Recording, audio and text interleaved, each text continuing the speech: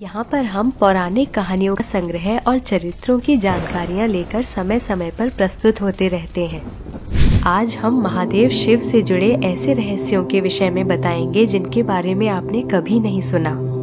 महादेव जटाओं में गंगा को धारण किए हुए, गले में सांप लपेटे हुए और देह पर बाघांबर धारण किए हुए सभी देवताओं से बिल्कुल भिन्न हैं।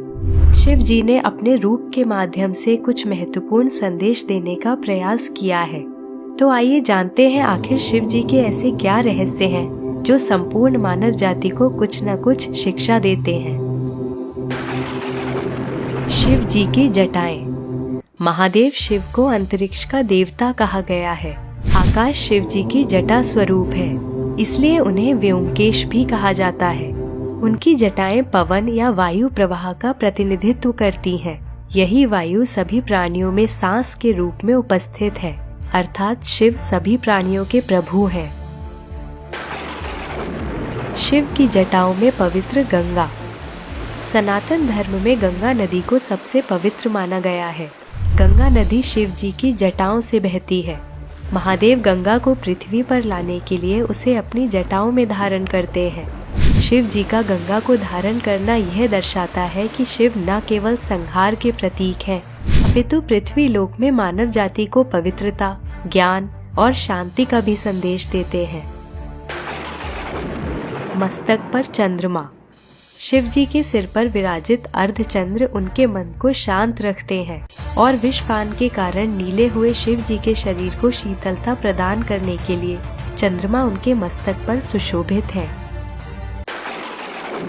महादेव का तीसरा नेत्र।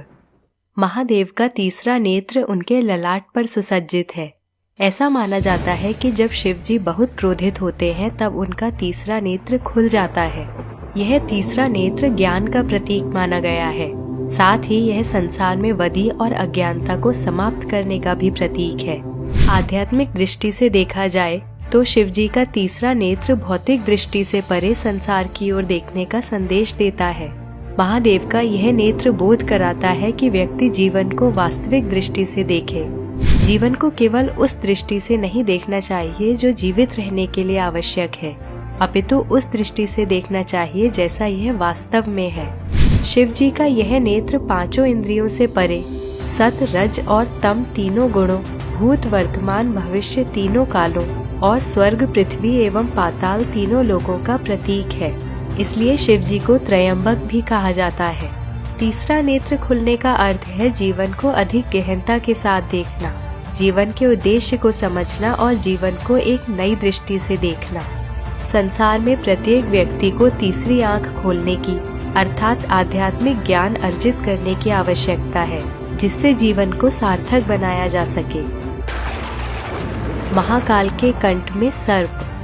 सर्प एक ऐसा जीव है जो पूर्णतया तमोगुण और संहारक प्रवृत्ति से भरपूर है। यदि सर्प किसी मनुष्य को काट ले तो मनुष्य का अंत हो जाता है।